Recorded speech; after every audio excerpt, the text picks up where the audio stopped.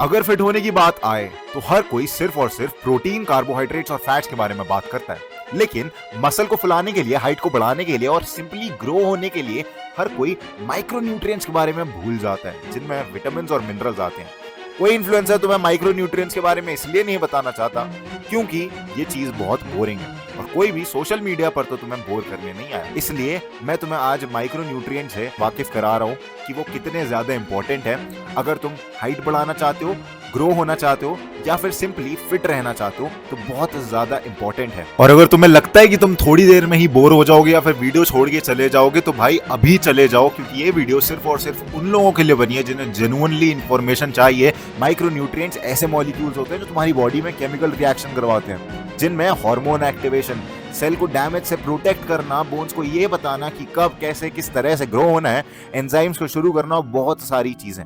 सबसे पहले हम फैट सोल्यूबल विटामिन के बारे में बात कर रहे होंगे। ये वो विटामिन होते हैं जिनको एक हाई फैट मील के बाद लेना चाहिए, जिससे कि इनका एब्जॉर्प्शन बहुत ज्यादा बढ़ता है। इसका मतलब अगर तुम ड्राई सैलेड खा रहे हो या फिर कच्चे कच्चे गाजर खा ले रहे हो, तो वो ज्यादा अच्छे से काम नहीं करेंगे जितना अच्छे से एक फैटी मील के साथ करेंगे। सबसे पहले आता है विटामिन ए। इसके दो टाइप से हमें फोकस करना है, रेटिनॉल और बीटा कैरोटीन पर। Vitamin A usually vision, immunity और सेल ग्रोथ के लिए बहुत इंपॉर्टेंट है। तो अगर हम टेस्टोस्टेरोन या फिर हाइट के बारे में बात करें, तो टेस्टोस्टेरोन के सिंथेसिस में बहुत ज्यादा काम करता है और बोन की रीमॉडलिंग में बहुत ज्यादा रोल है। बेस्ट वेज सोर्सेज हैं carrots, sweet potatoes, pumpkin, spinach, घी, fatty milk. Best non vegetarian sources हैं मटन, लिवर, फिश ऑयल्स। क्या इसके सप्लीमेंट्स जरूरी हैं? बिल्कुल भी नहीं। अब जो दूसरा बहुत इंपॉर्टेंट विटामिन है वो है विटामिन डी। इसके बारे में मैं जितनी बात करूं उतनी कम है। कि बढ़िया चीजें डिस्कस करने से पहले हम इसकी डेफिशिएंसी के इम्पैक्ट्स जानते हैं। अगर तुम्हारे अंदर विटामिन डी की कमी हुई तो तुम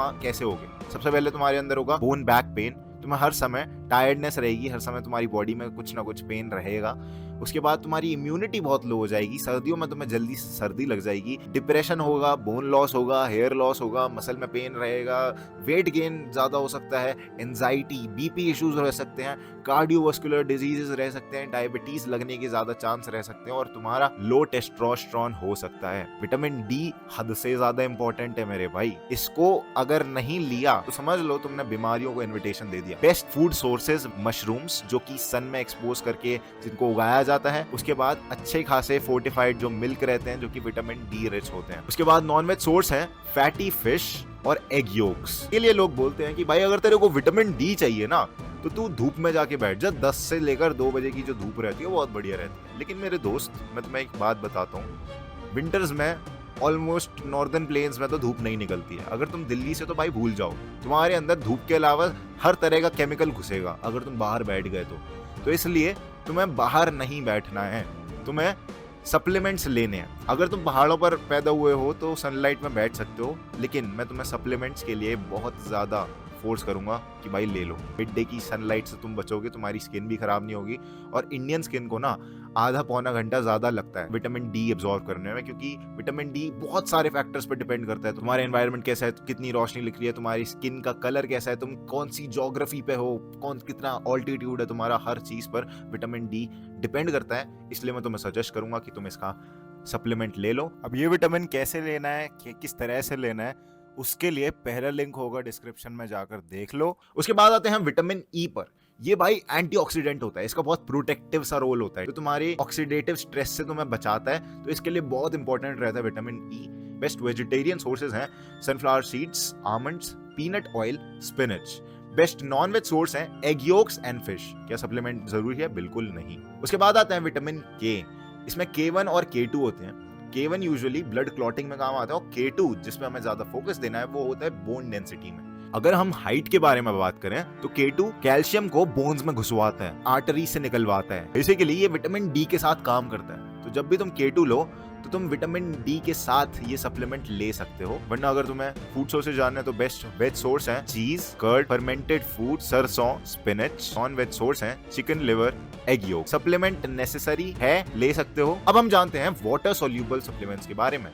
इनको हर दिन खाना चाहिए, क्योंकि ये जो सप्लीमेंट्स हैं ये यूजुअली हमारी यूरिन के साथ बाहर निकल जाते हैं बॉडी से, तो इनको हमेशा लेना चाहिए। विटामिन सी की बात करें तो हमारी स्किन के लिए बहुत अच्छा है और इम्यूनिटी के लिए बहुत अच्छा है। विटामिन सी को यूजुअली बुखार में दिया जाता है जिससे कि हमारी इम्यूनिटी बेटर हो। तो कोलेजन को अगर तुम्हें बिल्डअप करना है अपनी हाइट बढ़ानी है, क्योंकि तुम्हारी बोन्स कोलेजन से ही बनती हैं, तो तुम्हें अपनी बॉडी में विटामिन सी की मात्रा को बढ़ाना पड़ेगा। और टेस्टोस्टेरोन की बात करें तो ये टेस्टोस्टेरोन को बढ़ाता है, क्योंकि कोर्टिसोल को कम करता है, एक स्ट्रेस हार्मोन हो जाता है। तो अगर तुम्हारी बॉडी में स्ट्रेस है किसी भी तरह का, तो विटामिन सी तुम्हारे लिए बहुत अच्छा है। बेस्ट वेज सोर्सेज हैं इसके आंवला, गुआवा, लेमन्स, ऑरेंजेस और कैप्सिकम। ये सबसे ज्यादा होते हैं, आंवला में सबसे ज्यादा होता है। भाई तुम आंवला खाओ, बहुत बढ़िया सोर्स है। नॉन वेज की तो हम बात नहीं करेंगे, सोर्सेज वेजिटेरियन से ही काम हो जाता है। क्या सप्लीमेंट इसका नेसेसरी है?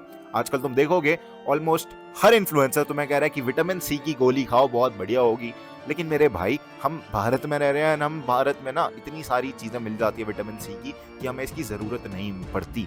तो विटामिन सी की जो तुम 20 रुपए का पत्ता, 25 रुपए का पत्ता खरीद के लाते हो और हर दिन वो गोली चबाते हो, वो वर्थ इट नहीं है इतना। अब हम जानते हैं विटामिन बी के बारे में। कॉम्प्लेक्स सी फैमिली है इसकी, इसमें काफी सारी चीजें आती हैं, B1, B2, B3, B5, B6, B7, पता नहीं क्या क्या आता है इसके अंदर। तो देखो, सिर्फ और सिर्फ एक विटामिन है B12, जिसको तुम वेजिटेरियन डाइट से पूरा नहीं कर सकते। ये बहुत क्रिटिकल है, नर्वस हेल्थ के लिए बहुत अच्छा है तुम्हारी, और रेड ब्लड सेल्स को फॉर्म करता है। इसके सोर्सेज वेज में मिल्क, पनीर और दही है, और नॉन वेज में एग्स और चिकन।